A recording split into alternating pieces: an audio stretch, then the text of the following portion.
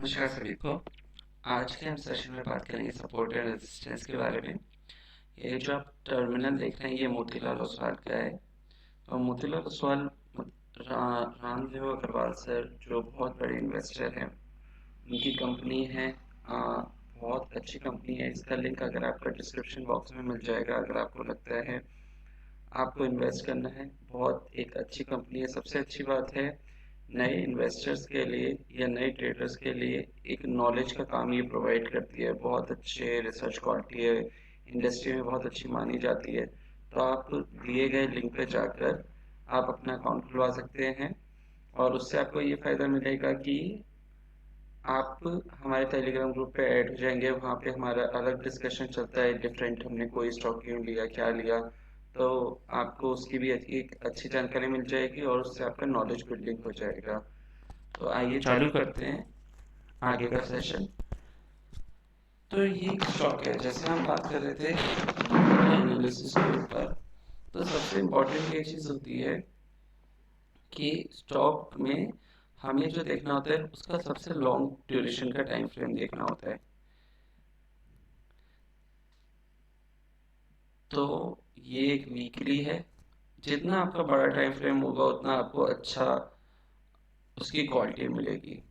तो हमें ये देखना है सपोर्ट्स और रेजिस्टेंस में ऐसे कौन से पॉइंट्स हैं जहां पर स्टॉक मल्टीपल टाइम आकर रुका है, टर्न लिया है उसके लिए।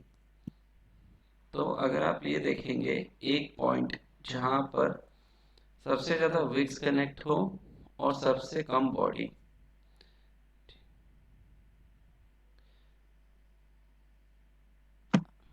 अगर आप ये देखेंगे ये जो पूरा पॉइंट है, तो इसमें क्या है कि ये वीकली चार्ट फ्रेम के ऊपर है।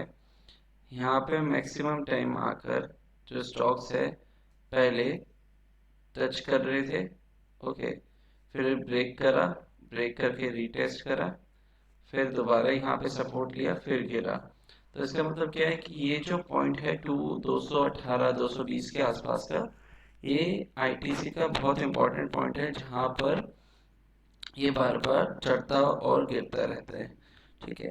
सपोर्ट एंड रेजिस्टेंस में एक एक अच्छी बात ये है, एक खास बात ये है कि जो आपका पहले सपोर्ट होता है, ठीक है, जो आपका पहले सपोर्ट होता है वो आपका अब क्या है, सॉरी, जो आपका रेजिस्टेंस होता है वो अब आपका सपोर्ट बन जाता है।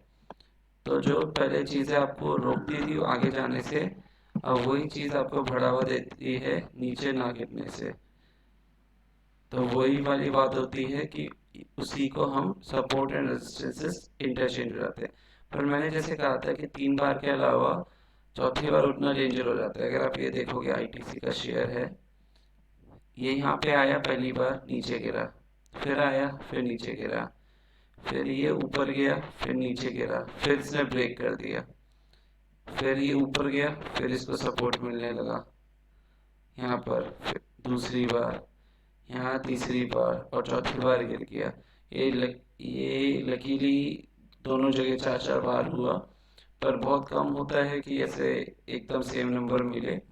पर ये आपको समझ में आ गया, वो फर्स्ट टाइम जो होगा हमेशा आपको उस पर पुल बैक मिलेगा मिलेगा। बहुत कम होगा कि आपको ये ना मिले। 99% होता है कि first support and resistance successful होते हैं, 95%। अब हम क्या करेंगे, अब इस वीकली को हम शिफ्ट कर देंगे डेली में। तो अब हम ये देखेंगे ये पॉइंट हमारे लिए कितने वैल्यूएबल था। क्या इसके अलावा कोई छोटा और ट्रेंड है जो हमारे लिए वो है। देखिए जितना नया सपोर्ट एंड रेजिस्टेंस उतना हमारे लिए बेटर है। हाँ, हमें लॉन्ग टर्म में देखना होता है, ठीक है, पर हमें उसके बाद अब जब हम देखेंगे एक मेजर निकालने के बाद जहाँ पे हमारा स्टॉक है, उसके बाद नया क्या है। अगर आप ये देखेंगे ये एक पॉइंट है 191 का, 190, 191 का। यहाँ पे आप ये देखिए ये स्टॉक गिरा, ठीक है, उसके बाद फर्स्ट टाइम आया, फिर नीचे गिरा, सेकेंड टाइम आया, नीचे गिरा, थर्ड टाइम ब्रेक करने की कोशिश करी, फिर नीचे गिरा।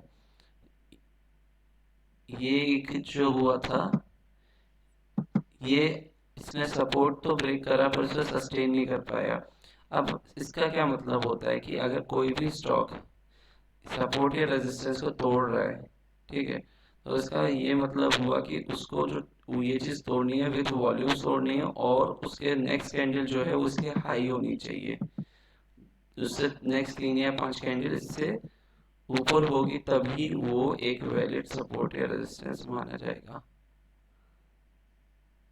जो उसकी दोनों कैंडल थी वो जस्ट उसी के वहां पे थी, इसीलिए वो आगे नहीं बढ़ी।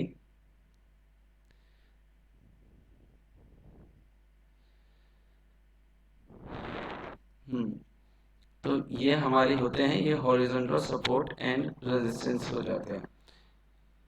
उसके बाद हमें यही देखना है कि ये स्टॉक कहाँ कहाँ गिरा है। ये एक अच्छा फीचर है आपके मोतीलाल ओसवाल में, आप पूरा एक रेंज बना सकते हैं। तो सपोर्ट एंड रेजिस्टेंस एक लाइन नहीं होती, एक रेंज के तरीके से होता है।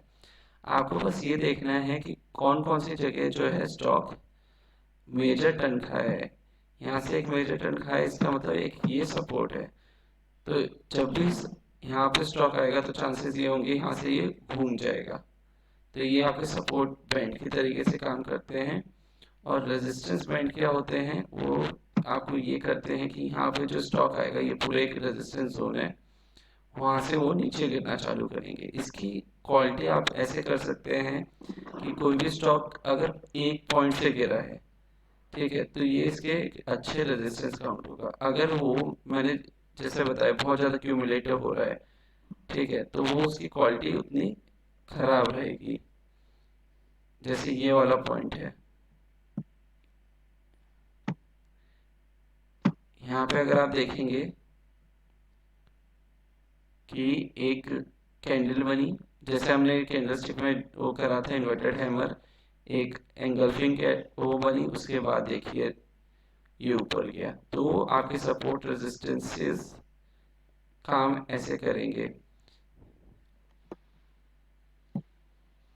क्योंकि ये कोविड फॉल था तो इसलिए इसको प्रॉपर काउंट करना बहुत खराब रहेगा।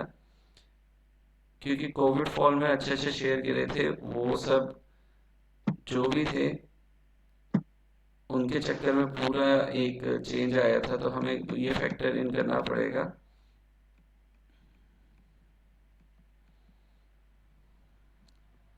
ये जो था ये एक वीक सपोर्ट था। तो कभी कभी वही वाली बात है कि बहुत कम होगा कि ऐसे आपको एक फेलियर दिखेगा सपोर्टेड रेजिस्टेंस में, कि स्टॉक जो है वहां से टर्न ही नहीं हुआ। तो हमें सक्सेस से ज़्यादा हमें ये पता होना चाहिए कि फेलियर कैसे होते हैं। अगर हमें ये जैसे पता है कि ये वाली जगह में करना है, तो हमारा स्टॉप लॉस जस्ट इसके नीचे होता तो वो हिट हो गया होता, ठीक है। तो नेक्स्ट जब ये इसके ऊपर जाएगा यहाँ पर और ये रीटेस्ट करेगा, तब हम इसको अगेन एंटर कर सकते हैं और ऊपर जा सकते हैं। हमेशा ये याद रखिएगा, डिसिप्लिन बहुत ज़रूरी है। स्टॉप लॉस रख रहे हैं तो रखे एकदम जो प्रॉपर रूल के हिसाब से है, वरना क्या होगा कि आपको लॉस मेकिंग हैबिट बन जाएगी। तो वो नहीं करना है हमें। सक्सेस से ज़्यादा फेलियर क्यों होता है उसका पता होना चाहिए। अब ये देखिए, ये जो है एक पॉइंट, ये एक बहुत छोटा सा सपोर्ट वाला है, ठीक है, पर ये भी क्रूशियल एक्ट हो सकता है। तो ऐसे करके हमें सारे पॉइंट्स जो है जहाँ पे multiple weeks multiple time stock ने रिएक्ट कर रहा है, ये मतलब सपोर्ट रेजिस्टेंस कुछ नहीं, साइकोलॉजिकल है कि यहाँ से जो स्टॉक है वो रिएक्ट ज़्यादा करेगा। अगर हम दूसरा कोई लेते हैं, ये कोई शेयर लेते हैं, टीसीएस का ले लेते हैं, तो ये देखिए एक बहुत अच्छा अप ट्रेंड का स्टॉक है। हमेशा एक चीज़ याद रखिएगा, इसमें हम आगे भी बात करेंगे कि जब भी आप इन्वेस्टमेंट के लिए स्टॉक देखें तो उसका देखिए उसके इंसेप्शन से लेके आज तक क्या हाल है। अगर आप देखेंगे जो स्टॉक पिछले इतने सालों से यहाँ से यहाँ पहुँच गया एक 45 डिग्री के एंगल पे, तो इसका मतलब ये है ये अपनी जर्नी कंटिन्यू ही रखेगा। तो TCS is one of the good share to invest, आप उसमें इन्वेस्ट कर सकते हैं।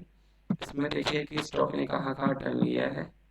अब ये देखिए, ये जो स्टॉक है ये एक रेजिस्टेंस का पॉइंट है। अब ये देखिए ये एक्यूमुलेट हो रहा है और एक्यूमुलेशन के बाद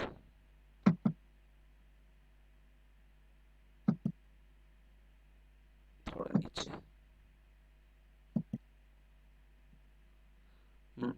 एक्यूमुलेशन के बाद फाइनली इसने एक ब्रेकआउट दिया है। ब्रेकआउट भी एक हल्के वॉल्यूम के साथ है। अगर ये स्टॉक कंटिन्यू करता है इसके हाई के ऊपर तो एक बहुत अच्छा एंट्री पॉइंट होगा। ठीक है, स्टॉक अगर आप ले लेते हैं अच्छी जगह पर तो आपको इतनी टेंशन लेने की ज़रूरत नहीं है। अगर वो थोड़ा बहुत नीचे गिरता भी है तो उसमें आपको कोई टेंशन लेने की ज़रूरत नहीं है। अब आपको अगर इसका स्टॉप लॉस लगाना है तो कहाँ लगाएंगे? आप ये देखिए इसका एक अच्छा डिसाइसिव स्विंग कहाँ पे था, एक ये और एक ये। तो आपका ये जो पॉइंट होगा, हम्म,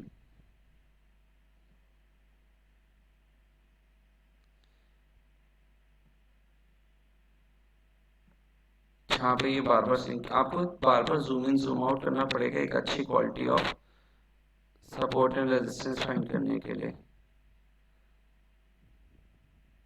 हाँ, ये देखिए ये वाला पॉइंट है जहाँ पे ये क्रैक हुआ।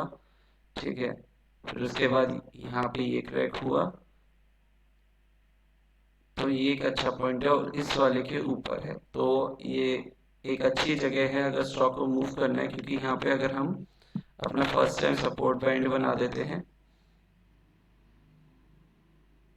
ये हमारा support band one time test है और गया, तो ये एक रहेगा। तो इसलिए एक ये पैटर्न देखेंगे ऐसे मल्टीपल सपोर्ट एंड रेजिस्टेंसेस कहाँ कहाँ टच हुए हैं। ये देखिए वन टाइम टच हुआ, टू टाइम टच हुआ, थ्री टाइम टच हुआ, फाइनली एक्यूमुलेट होकर तोड़ दिया। तो ये जब एक्यूमुलेट होने लग जाता है इसका मतलब क्या है, यहाँ पे बायर्स आ रहे हैं, बार बार सेलर्स वीक हो रहे हैं। तो इसी चक्कर में ये स्टॉक अब मूव करने के ज़्यादा चांसेस रहेगा। तो इस तरीके से आप लोग फाइंड कर सकते हैं अच्छे सपोर्ट एंड रेजिस्टेंसेस। इसकी प्रैक्टिस करते रहिए, कुछ टाइम में आपको समझ में आ जाएगा कि हल्का कट होना इतना प्रॉब्लम नहीं होता। पर जब आप नए हैं तो एकदम उसका टॉप और बॉटम लेके चलेंगे तो सेफ रहेंगे। जब आप प्रैक्टिस करते रहेंगे तब आपको एक पता लग जाएगा उसकी क्वालिटी के बारे में। तो हम नेक्स्ट सेशन में बात करेंगे ट्रेंड लाइंस की और समझेंगे ट्रेंड लाइन कैसे काम करते हैं और वो आपको ओवरऑल स्टॉक का क्या मूवमेंट बताते हैं। थैंक यू, नेक्स्ट सेशन में मिलते हैं।